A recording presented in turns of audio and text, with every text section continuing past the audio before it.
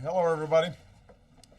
I just received a full briefing from our emergency response teams, including FEMA and agencies that are going to be helpful in the response and recovery efforts.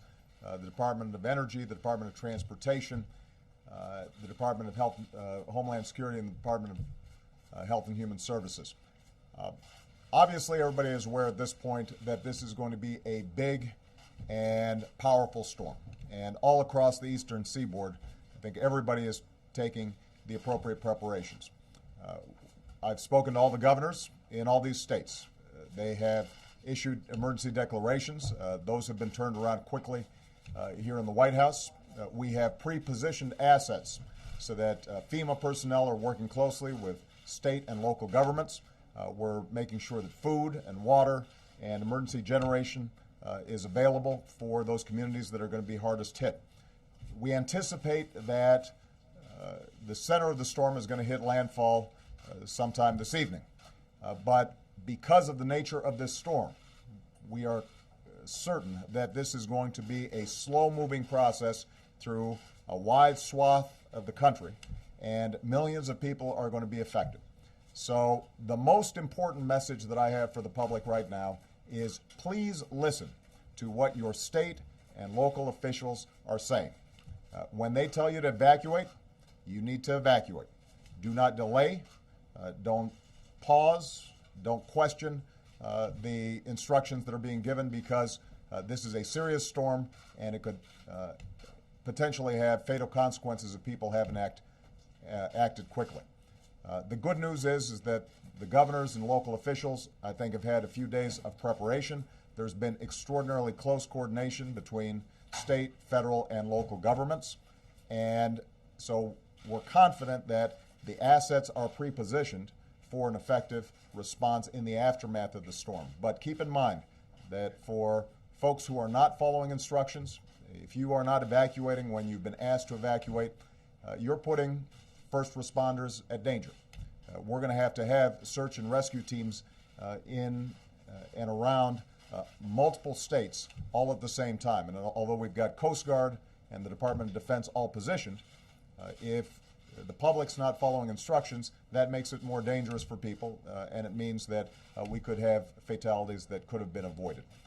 Transportation is going to be tied up for a long time, and probably the most significant impact for a lot of people, in addition to flooding, is going to be getting power back on. We anticipate that there are going to be a lot of trees down, a lot of water, and despite the fact that the power companies are working very closely with their various state officials and local officials to make sure that they are bringing in as many assets as possible and getting those ready in preparation for the storm, the fact is that a lot of these emergency crews are not going to be able to get into position to start restoring power until some of these winds have died down.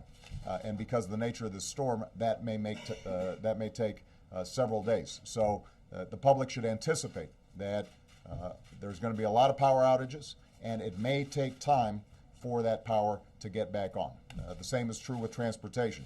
There are going to be a lot of backlogs, and even after the storm has cleared, it's going to take a considerable amount of time for airlines, subways, trains, and so forth, potentially to get back on schedule, depending on the amount of damage that has occurred. Let me summarize just by saying that I'm extraordinarily grateful for the cooperation of our state and local officials. The conversations that I've had with all the governors indicate that at this point there are no unmet needs. I think everybody is taking this very seriously. We've got pre-positioned all the resources that we need, but right now the key is to make sure that the public is following instructions. For those of you who still need additional information about how to respond, you can go to ready.gov. That's ready.gov, and that website should provide you with all the information that your family needs in terms of how you can prepare for this storm. Our thoughts and prayers go out to all the people who are potentially affected.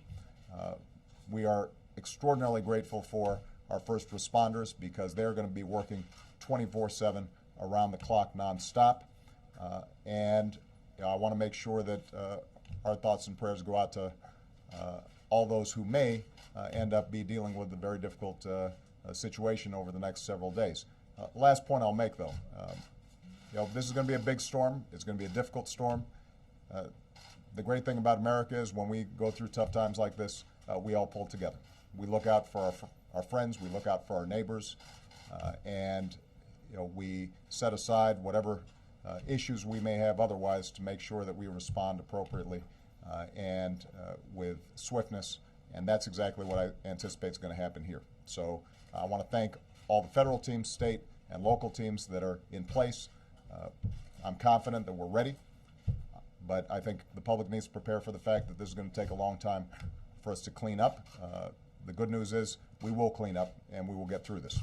What about the impact on the election, sir? I am not worried at this point about the impact on the election. I'm worried about the impact on families, and I'm worried about the impact on our first responders. I'm worried about the impact on our economy and on transportation. The election will take care of itself next week. Right now, our number one priority is to make sure that we are saving lives, that our search and rescue teams are going to be in place, that people are going to get the food, the water, the shelter that they need in case of emergency, and that we respond as quickly as possible to get the economy back on track. What is long time?